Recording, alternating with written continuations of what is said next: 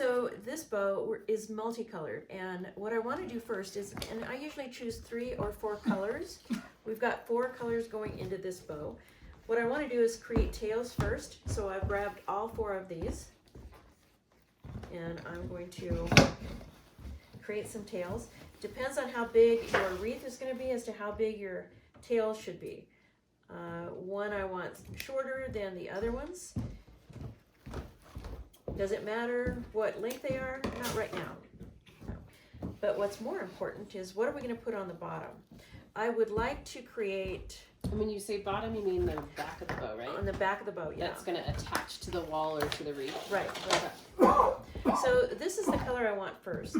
And when you're creating the back of the bow, what goes against whatever you have, depends on how big it is as to how many loops you want to have on the bow. I can create another tail if I want to, so I might as well since I have it out. Normal size bows for a 24-inch grapevine wreath, I want to go 5 inches out on each side, and our bow maker, our Easy Bows, has a ruler on both sides. So I can tell immediately where the 5 is. So I'm going to hold that there and make my first loop. I'm going to twist it inside. Some of the ribbons you have are wired. I would prefer to work with wired because it stays there and I don't have to hold on to it. But you can work with unwired ribbon too. This is very good ribbon that we're using. I'm going to create an odd, you want to use an odd number just because it's easier on the eye to look at odd numbers in any kind of design. So I want to create the bottom with an odd number of either 7 or 5 loops. I think I'm going to go with 5 because I do have 4 colors. So, and I'm just holding my finger down on the 5 every time I make a loop. So I have 2 over here, 2 over here. I want to make 1 more loop. And I can create another long tail or I can do a short tail. We're going to do shorter tails later. I might as well cut it right here. We don't need that for right now. Now I'm going to go with my second color. It depends on what you have. I've got this beautiful, I call it leopard wired ribbon. If I made 5 loops with this one, it would completely take over the bow, and that's not the color that I want to. So what I'm going to do is, and I want to start my end of the loop on the opposite end as what I ended before. So it's going to go on the right side right now. I don't want to put as many loops in the back side, I don't think. I think I want to have maybe 3, but we'll see. I pushed it down and I turned it. Some of the ribbon you get is double-sided. This is not double-sided. I want to keep going with a 5-inch on both sides. So as soon as I get 1 loop made, it's going to come over here. I'm going to have to twist it over to get the opposite side going on the right direction. Then when I make my loop, I hold it again, and I'm going to twist it, make sure it's going in the right direction, make my other one, and it's still on a 5, and I'm going to stop right here. Let's see. No, I think I'm going to go ahead and make a couple more. Okay, I could stop right here, and this would be 3 loops. Again, an odd number, but I think I am going to make it a 5 because it is a larger wreath. And it doesn't look as big now that you have it on there compared to some of the other larger ribbon. Right. I think the wire is, when you're pushing it down, the wire stays down, so it doesn't look as big. That's okay. All right, so now we keep going, and we had to put 2 more loops because we were going to get to the odd number again. Okay, this is my last loop. And when you get to the last loop and then you're in the middle of the bow, you've got to be careful that this doesn't end up to be on the wrong side. Yeah. Right, so instead of twisting it over, I'm just going to twist it a little bit and turn it back this way. I don't have to make this a long loop because it's in the center of the bow. It's going to stick out a long ways if I do. Okay. So I'm going to cut this that's a smaller bow. Okay, now I'm going to go with my focal ribbon. Sometimes you have a focal ribbon, sometimes you don't. This is a very nice, expensive wired ribbon, so that's why I'm calling this my focal. It's a darker color, so you want to be careful when you're making it. And this, again, this has a one-sided bow. It's pewter on the one side that's shiny. It's matte color darker on the other side, so I want to have it on the right side. And as I'm making it, I'm going to make a decision as to how many loops I want. I think I'm going to go with 3 loops because we're getting to the center. And I don't want to go 5 out because that'll make my loops pretty big. I want to go smaller so that the loops show up better. Again, I have to twist it to make sure it gets on the right side down. And then when I make my turn, make sure you get to the 4 because we're going smaller as the loops. Make one more loop. And then end on the same side as you started because you have 3 loops. 1, 2, 3 of that color. Cut small because you are getting to the center of the bow, and go with one more color. I may end up going with 2 more colors. Let's see. I like this soft champagne color in here. Or do I end up with moment of decision? Yep. I want to put this color in to kind of give me a break between my next color. And I'm going even smaller here. You don't have to be exactly on the ruler. And most of the time when I'm making the turn, I just go with as big as my fingers can hold. And that's how big the loop is going to be. Get it on the other side. Make sure it's the same size. Okay. And I'm just putting 3 here. Turning it. I'm going to have short ends. And this one is my center. I'm going to start on the opposite side again where I ended. And I am going to make it the same size because it doesn't have to be. They're wired, and this is very good ribbon. You can make it a little bit longer because they'll poof out in the end.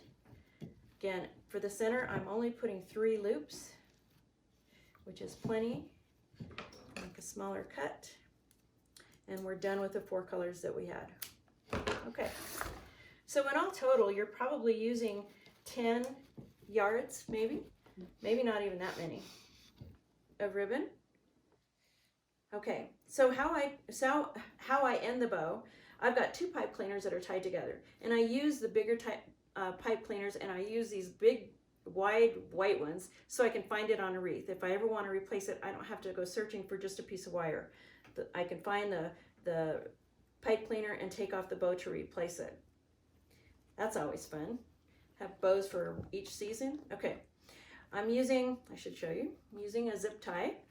This is the easiest thing to handle. You're holding the bow in the center where you took it off of the bow maker. And I'm not going to tighten it as much as it can go. I am going to try and center it where it was on the bow maker. And I'm going to pull, but I'm not going to tighten it all the way. And this is because I want to maneuver my ends and my bows before I tighten it down. Sometimes if you tighten it and then try and maneuver the tails, they're in the wrong place and they got tightened down. So this is what I'm trying to do. I'm trying to come up with something like this. Okay.